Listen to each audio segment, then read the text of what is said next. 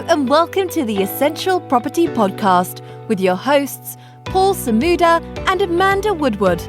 With 45 years of combined experience in the world of property buying, selling, investing and developing, they are here to share with you their knowledge in the Stoke-on-Trent, Newcastle-under-Lyme and Crewe property market.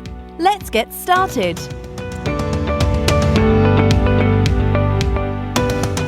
Hello and welcome to another episode of the Essential Property Podcast with your host Amanda Woodward, and today I have David Hilton from the Home Building and Renovation Show with us. Hi David.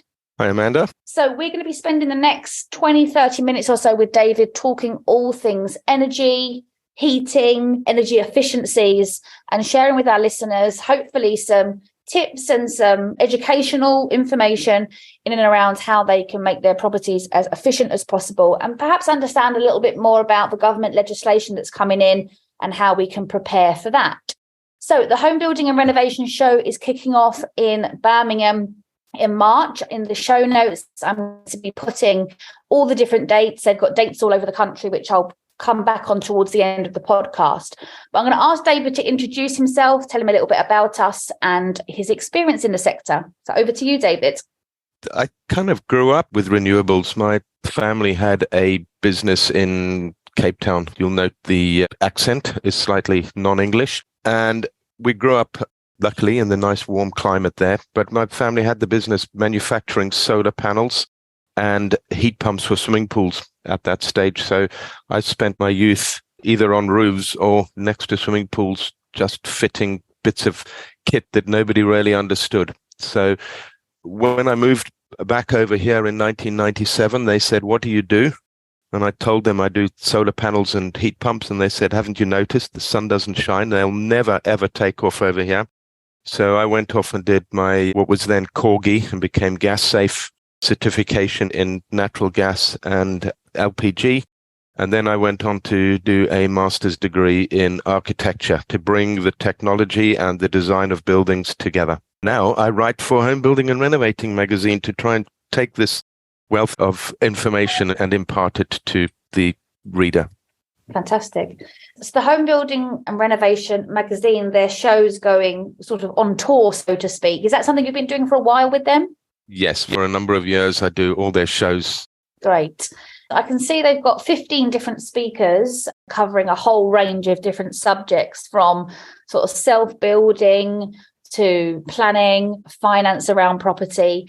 And you're there as, I think they've got you down as the Eco Expert. That's the title they've given you there, David. Well, yeah, that is a very broad spectrum title, but it tends to be the homeowners that are coming in and looking for the truth behind the myths that they read about elsewhere. And also if you look at the media, there's a lot of good news as well as bad news and horror stories about almost anything, let alone renewables. So we cut through that and say, this is how you do it right. These are the pointers you've got to look for. And hopefully we'll bring some of those out in the next few minutes for your listeners. Good. Well, I was about to say, we don't want to ruin the surprise of the show, and hopefully that some of our listeners will be attending. But if you could just share with us perhaps some of those myths, I think that could be a good start, and maybe burst some of those with your sort of expert knowledge, I guess, for, whether you're a homeowner or whether you are developing, or converting a small house for a tenant or converting a small building to a couple of flats. What are some of the big myths that we should be aware of? Well, if we start looking at renewables, let's just leave aside solar panels for a bit and we'll jump straight in on what we'll refer to as the heat pump ship. A heat pump works in exactly the same way that your fridge does. It moves heat from one place to another. Whereas a boiler, whether that be a gas boiler or an LPG boiler or an oil boiler, what it does is it burns something, and that combustion gives you a lot of very high grade heat in a short period of time. So it suits the type of homeowner that wants to come home after work and spin the dial and heat the house up in a short period of time. Whereas a heat pump doesn't do that. So you need to kind of leave it on, a bit like you leave your fridge on. You don't have an app for your fridge. Well, you might now, but you don't normally have one, and you don't turn it off and on. It self-manages, and heat pumps kind of do the same thing. But if your home is not very well insulated, then yes, you'll be hemorrhaging heat during the day. So what you really want to be doing is looking at the efficiency of the home as such. And the two criteria there is basically insulation and airtightness. So put in as much insulation as you feasibly can. Many homes lend themselves to it and many homes don't. And then try and find the air gaps where you've got drafting, because a highly insulated wind tunnel is just not going to be an efficient place. No. So as far as that goes, if we can take care of air tightness and insulation, we can get to a controllable environment, and we can then start working out how much heat we have to put in. The higher the temperature the heat pump needs to make, the less efficient it's going to be. So that would be basics of it, and we'll dig down into some of the technical details in a bit as well. So when we talk about insulation within a house, so a lot of the properties in the Midlands and towards the north of England, where a lot of our listeners own property, they're sort of older terrace properties, perhaps sort of 1900 builds, as an example. You'll be lucky if you've got a little bit of sort of wool insulation in the loft, not really much insulation anywhere else in the property. So what would be a good starting point in terms of improving the insulation element of a building like that? Well, the low-hanging fruit is your loft. And you mentioned a terrace. Now, a terrace is an interesting one because we almost have to assume that the home next door should be warmer than the outside. So you've got an advantage that you've got a shared party wall as such that will theoretically be warmer and therefore less heat loss. So that is an advantage of a terrace. But as you mentioned, try and get what you can into the loft. And then if you've got suspended floors as well, maybe, and it's a bit more disruptive, one would have to lift those and get some insulation underneath, as well as some sort of membrane to stop the air being sucked out of the house when you've got cross ventilation. So with that being the top and tail, the next thing becomes the windows. So if you've got sash windows and things like that might be fairly leaky, then you've got to look at those. If they are nice and draft proof already, then have a look at the performance of the glazing. Maybe that needs improvement. Anything that's got a sort of a mist in it that can't be removed, that's between the glazing, you know that your glazing panels have blown already, so that needs improvement. And one of the things about windows is to really take it as good as you feasibly can, but even the very, very best triple glazed windows are only going to be about a third as good as an average wall when it comes to insulation. So really your low-hanging fruit is your roof, then your walls, then your windows and doors, and then mix into that your floor if you can do anything about it. Clearly a solid concrete floor is not something that's easily remediated. We had a similar scenario where we got asked to insulate a concrete floor, and the conversation went something along the lines of it's going to take more energy to dig up the concrete floor and lay the insulation than it would in savings of energy through adding the insulation. I'm sure there's a calculation somewhere, but how does that work? How do you work out that's worth to do? I think that's one of the strange things when it comes to calculations. There's a lot of embodied energy that goes into the floor. So how much energy was used in bringing that floor to the home? But there's also something to say that money burns a hole in your pocket. So if you had, for some reason, had a lump of money that you could use to fix that floor, then at least your outgoings every month would be less, so that you could have a sustainable and more sort of focused financial forecast of how much this house is going to cost to run. So making those improvements, maybe they don't exactly add up immediately, but in the long term, they probably do. So if something was done badly and you're going to be fixing a number of problems at the same time, then I would look at it.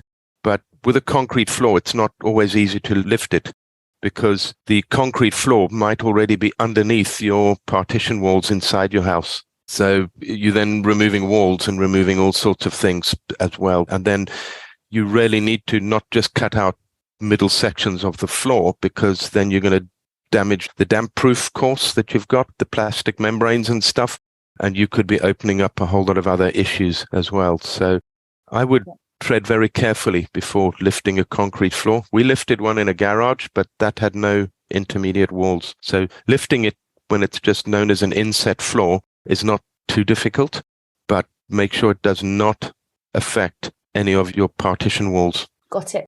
And just going back to what you were saying about the low-hanging fruit and the loft. So we're doing a development at the moment, and we're working with building control, and we're working with our sort of EPC/SAP assessor, who is putting together some modelling to come up with what we need to do. And it seems that sort of building control sometimes have one opinion, the EPC man has another opinion, us as investors have a third opinion. But when it does come to loft spaces, is, the yellow wall at 300 millimeters going to do anything? Do we really need to look at more sophisticated insulation that's kind of packed into the roof? What's your opinion on that? If that's something that everyone should be doing, how should we be assessing that for whether it be a terrace house or just your regular 3-bed semi? Okay, well, the 300 mil of wool will do something, definitely. Okay. But what it does depends on a number of other surrounding factors. So heat moves into and through your home in 3 different ways. It's either going to be radiant heat, conductive heat, or convective heat. And radiant heat is your sunshine.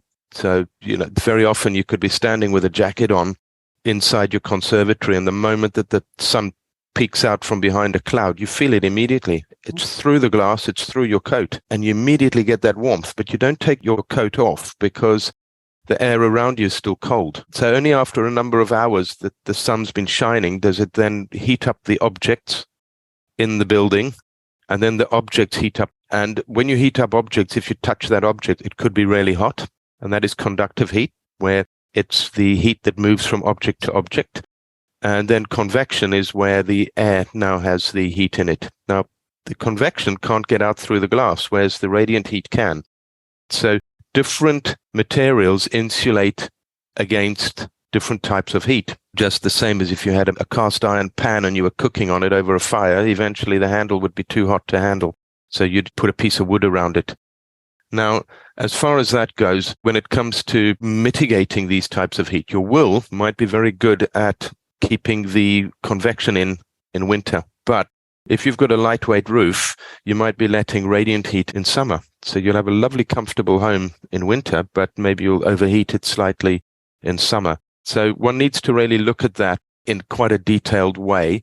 And one of the new regulations that came in last year was Building Regulation Part O. It's one of the only ones that's easy to remember because it's O for overheating, whereas all the other ones seem to just use random letters. And there's a number of ways of actually looking at overheating, whereas SAP looks at it as an average, and you might have built a kitchen extension with a lot of glazing on it, but your home might be 200 square meters and you've built a 20 square meter extension. So your extension's only 10% of the whole thing, or less than 10% if the whole thing's going to be more than now 220. So what SAP does is it looks at it as an average, and it says, well, that 20 square meters is putting a certain amount of energy into the home, but the rest of the home's cold. So on average, it's fine. SAP looks at it in averages. And there's a thing called TM59, Thermal Modeling 59, which is a fairly expensive modeling program that looks at that area in isolation to see if it's actually going to overheat just that bit. So sometimes this overheating element needs to be taken into account, and sometimes extra things like cross ventilation need to be initiated at high level so that you're creating the cool air to be able to get into the property as well. So it's not only keeping warm in winter, it's staying cool in summer that makes a big difference as well. Got it. That makes sense. Okay, so after we've looked at our lofts, if we start to look at the walls of a property, so a lot of the buildings are just a double skin brick build. Not a lot of them have sort of cavity wall insulation, which I think is a bit of a topic of debate. Should we just be, putting 100 mil Kingspan or Celotex on the wall to insulate, or is that a very simple approach? How can we look at insulating the walls in an efficient way? Well, you've mentioned a specific brand there, and you also mentioned a little bit earlier 1900s property. Now, in the late 1920s, cement was invented.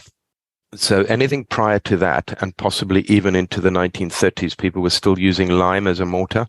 Yes. And lime is what's referred to as vapor open. It breathes, draws vapor in, and then it pushes vapor back out again. So if you start using vapor closed insulations, such as the brands that you mentioned, and there's lots of them, which is the yellow PIRs with foil on them, which don't allow vapor to go through them, then the chances are that could create what's called interstitial condensation, where you get moisture and mold build up in the wall over a number of years. So there's a number of things that need to be brought into account. The other thing to think of is if you've got a property and you think that's fine, I've got one from the 1930s, and it's definitely cement. Well, cement carbonizes at 1 millimeter a year. So if it's 90 mil thick brickwork, then after 90 years, which is kind of where we are now, then your wall will have become vapor open. And that's why we had buildings that had concrete cancer, because the concrete would carbonize, and then suddenly moisture would reach the reinforcing bars and rust them, and they would start splitting. So personally, on buildings beyond a certain age, I just treat them all as vapor open. So on the walls, that becomes important. In the roof, it doesn't matter, because you can still treat it so long as your timbers are breathable on one side or the other with membranes. If you're changing your roof, that's all manageable. But on your walls, you really want to allow the vapor to move through them. So I keep them vapor open on all of them. And that's really interesting because, and I'll just use a specific development we're working on at the moment. I would say this property is late 1800s. It's not a listed building, but it's a building of special interest. And the brief from building control is to completely pack that house with the exact insulation that you've probably said we shouldn't be using, with the foil on all the walls and in the roof. I'd be hesitant to do that unless you're introducing some sort of ventilation regime within the depth of the wall. What is the alternative, David? What is the more vapor breathable type insulation you're referring to? What a lot of the guys do internally, one can use stud work and mineral wools, that they will be slightly thicker because of the thermal resistance of the mineral wool is such that you'd use probably 120 to 130 to about 130 mil of each of the mineral wools, rather than maybe 90 to 100 mil of a dense block. So you'd use a bit more density, but with a dense block, you usually need to leave a gap in the cavity again, whereas you can do a full cavity fill with mineral wool, especially if you were rebuilding the walls. So you could put membranes in. We did a garage conversion ourselves, and we've put a membrane against the wall, stud work, mineral wool, and mineral wool is just the generic name. A lot of guys refer to the different brands of it, but mineral wool not being the fiberglass version, but you get two different types as well. You get rolls of mineral wool, and you also get what's called a bat. And the bat looks more like a small mattress. That's usually the one that goes into the wall, and the roll you'd use in your loft. Got it.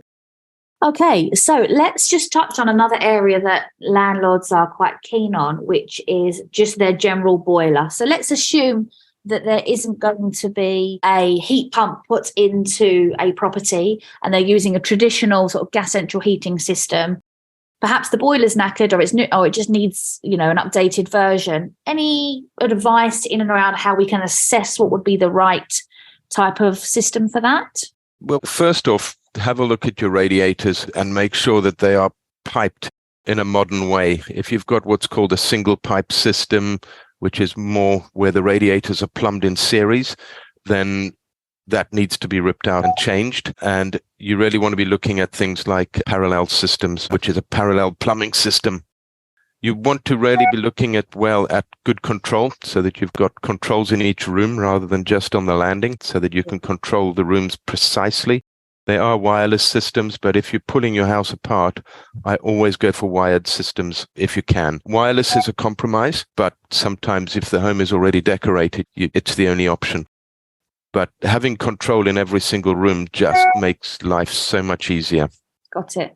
And what's your thoughts on infrared heating as an alternative for traditional radiators? It's something we've been looking at. I'd be quite keen to get your thoughts. Infrared heating is in the radiant spectrum. When I spoke about the different types of heat, it's in the radiant spectrum.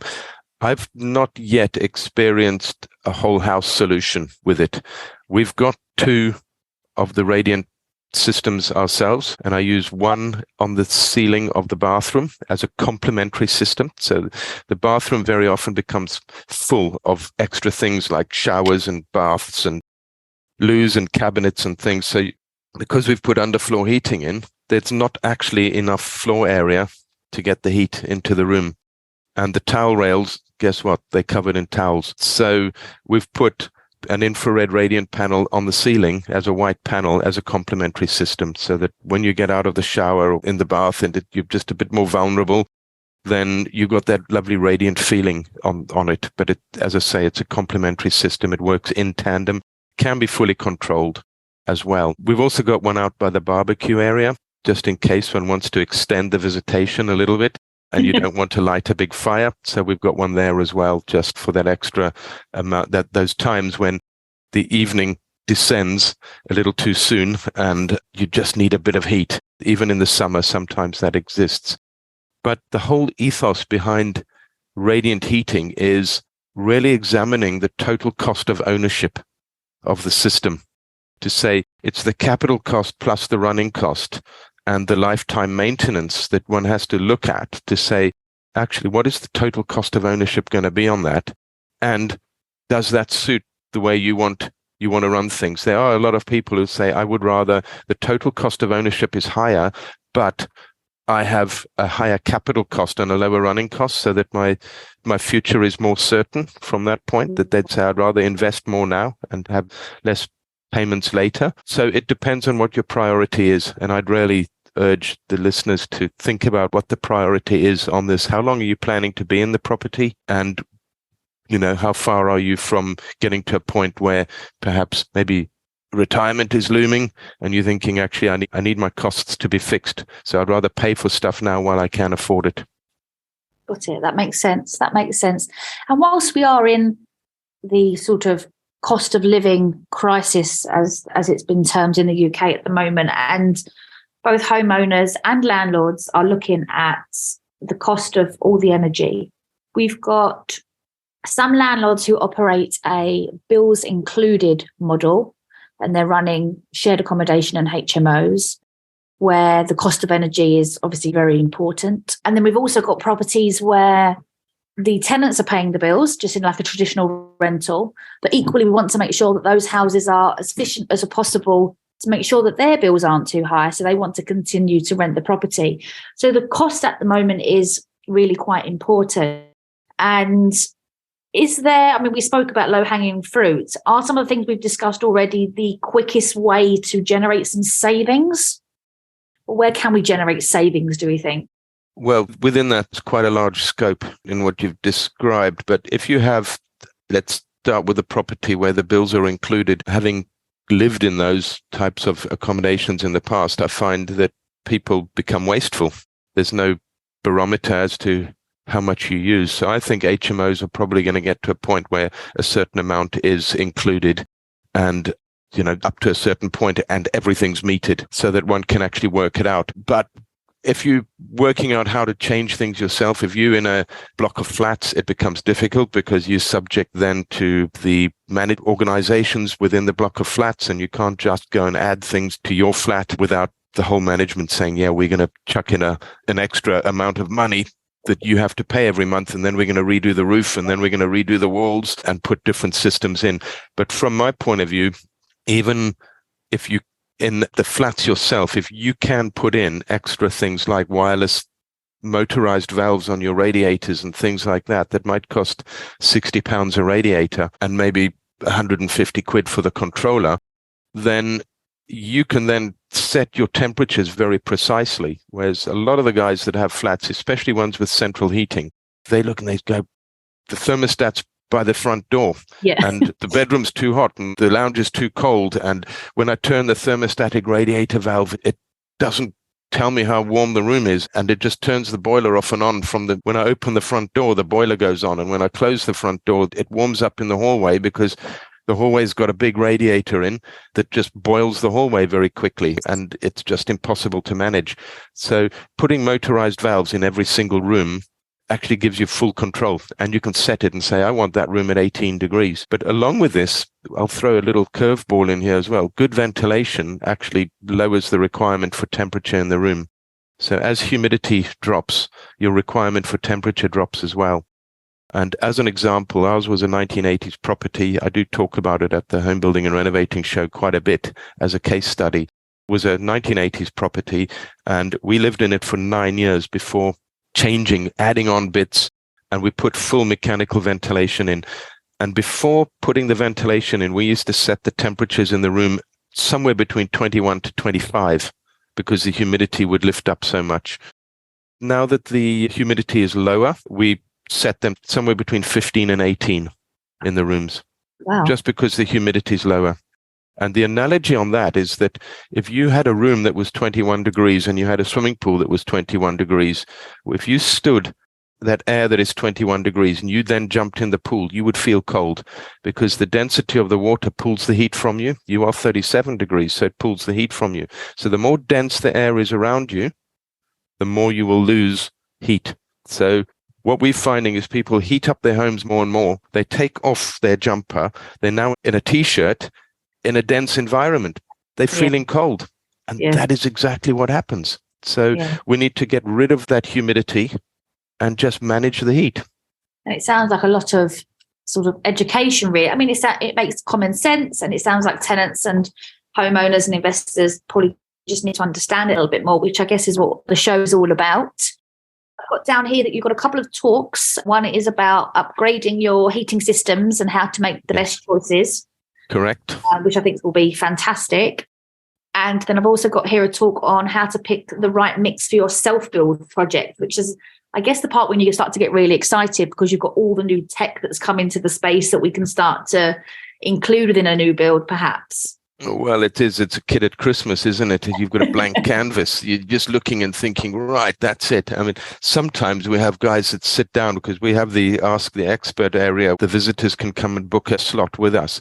And they'll sit down and some of them will just say, we're building a new build. And I say, fantastic. Where is it? No, I haven't got the plot yet. And I'm like, okay, so you don't know where this is. What do you know?